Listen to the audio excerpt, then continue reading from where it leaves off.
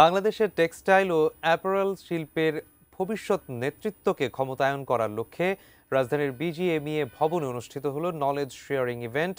জঙ্গি sourcing limited presents inspiration powered by Eurofins consumer product testing Bangladesh.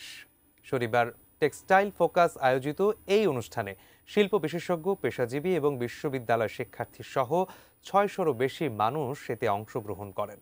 ইভেন্টের উদ্দেশ্য ছিল শিল্পে জ্ঞান বিনিময়, নেতৃত্বের উন্নয়ন এবং টেকসই অগ্রগতিকে কেন্দ্র করে ইতিবাচক আলোচনাকে উৎসাহিত করা।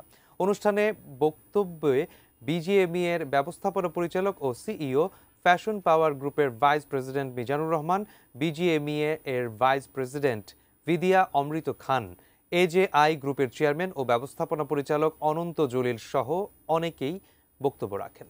এছাড়াও Shin group, Purbani group, essential clothing, team group এবং ডিবিএল গ্রুপের কর্মকর্তারা বক্তব্য রাখেন।